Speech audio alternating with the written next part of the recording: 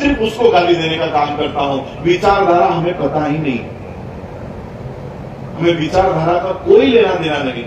बुद्ध का क्या विचारधारा है, बाबा साहब की क्या विचारधारा है, महात्मा फुले की क्या विचारधारा है, शिवाजी महाराज की क्या विचारधारा है, हमें उसका कोई लेना देना नहीं है।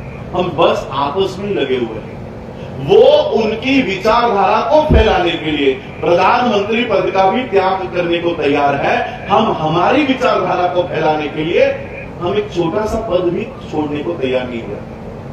और इसलिए एक बुद्ध की बात समझा के मैं अपनी वाणी को विराम दूंगा। अगर इसी तरह से हम ऑर्गेनाइजेशंस में बटे रहे, संगठनवाद में बटे रहे, तो एक दिन हमारे ऊपर क्या नौबत आएगी, ये बुद्ध की बात से बताना चाहता हूं। बुद्ध चारिका किया करते थे, कभी एक गांव में नहीं रुकते थे, अपने विचारधारा का प्रचार और प्रसार हर एक गांव में जाकर करते थे।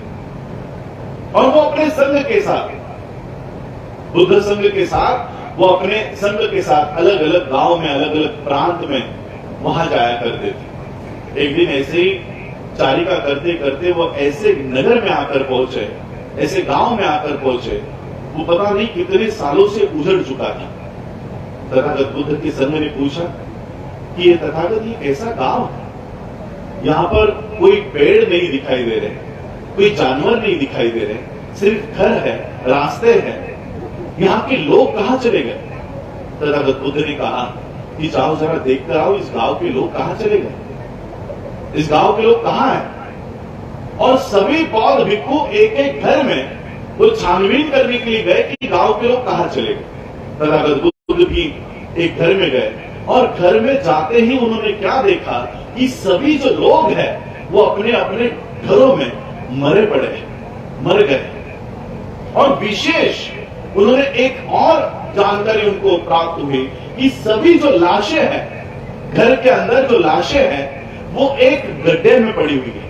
उन्हें उस रहस्य का पता नहीं चल रहा था कि ये मरे तो है, लेकिन ये गड्ढे में कैसे है, ये गड्ढे के अंदर क्या है। और सभी लोगों के घरों में ये गड्ढे हैं। बुद्ध ने भी ये बात देखी और फिर सभी संघ बुद्ध के पास आए, बुद्ध से पूछा कि तथागत, ये क्या अजीब गांव है, ये क्या दृश्य है, ये सभी लोग मरे पड़े हैं, अपने अपने घरों में मरे हुए हैं, और विशेष के अपने अपने घरों में एक गड्ढे में पड़े हुए हैं, इसका हमें रहस्य बता। तथागत बुद्ध ने सारा एनालिसिस किया और इस गांव के ऊपर क्या हुआ होगा वो तथागत बुद्ध ने उन बौद्ध भिक्षुओं को बताया, भिक्षुओं को बताया। तथागत बुद्ध ने कहा, ये जो गांव है, इस गांव पर पिछले 10-15 सालों से बारिश नहीं हुई। बारिश न होने की वजह से धीरे धीरे यहाँ के पेड़ पौधे सूख गए, मर गए। सारे जो जानवर थे वो पानी की तलाश में अलग अलग गांव में, अलग अलग दिशाओं में चले गए। लेकिन इस गांव के लोग गांव को छोड़ना नहीं चाहते थे, क्योंकि उनके घर थे, जमीन थे, खेत थी, इसलिए वो अपने गांव में ही रहना चाहते थे। और जिंदा अगर रहना है तो पानी चाहिए, और इसलिए वो अपने अपने घरों में कुआं खोद रहे थे। वो अपने अपने घरों में कुआं खोद रहे थे, और कुआं खोदते खोदते वो उसी में मर गए। और आज उसी कुएं में इनकी लाशें और इनके पिंजर पड़े हुए हैं। बुद्ध के संघ ने पूछा कि तथागत, क्या ये सारे जीवित नहीं रह सकते थे? तथागत ने कहा, रह सकते थे, ये सारे लोग जीवित रह सकते थे, ये सारा गांव फल फूल सकता था अगर इस गांव के लोग इकट्ठा होके सिर्फ एक कुआं अगर खोदते तो ये सारे के सारे लोग जिंदा रह सकते थे, अगर एक होकर एक कुआं खोदते। आज इस देश का संविधान नष्ट हो रहा है, आज इस देश की सारी लोकतंत्र डेमोक्रेटिक कंडीशंस खत्म हो रही है, सुप्रीम कोर्ट खत्म हो रहा है, मीडिया तब से हमारा नहीं था, सारी पब्लिक सेक्टर खत्म हो रही है, और हम अलग अलग बंटकर आंदोलन कर रहे हैं। आज इस देश का अगर संविधान बचाना है, इस देश का लोकतंत्र बचाना है, तो अलग अलग कुआं खोदकर हम लोग जीवित नहीं बच पाएंगे। अगर हमें जीवित बचना है तो हमें एक होकर ये लड़ाई लड़नी होगी, इन मनुवादियों के सामने एक होकर हमको लड़ना होगा। और इसलिए मैं आज आपके मंच पे हूं, ये बताने के लिए कि मैं आपकी लड़ाई के साथ, हमारे लड़ाई के साथ हम एक है, एक होकर हम लड़ेंगे। बस यही बात मैं आज आप लोगों को यहाँ कहने आया था।